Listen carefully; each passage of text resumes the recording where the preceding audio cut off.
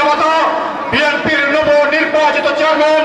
দেশনায়ক জনাব তারেক রহমান, মঞ্চে উপস্থিত রয়েছেন বিএনপির সংগ্রামী মহাসচিব পরিচ্ছন্ন রাজনীতিবিদ মির্জা ফখরুল ইসলাম আলমগীর সহ সিলেটের 6টি আসন এবং সুনামগঞ্জের সংসদ সদস্য পদপ্রার্থীবৃন্দ,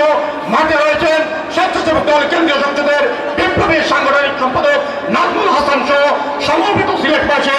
আমরা অলিয়া উলিয়ার পূর্ণভূমি শাহজালাল শাহপরানের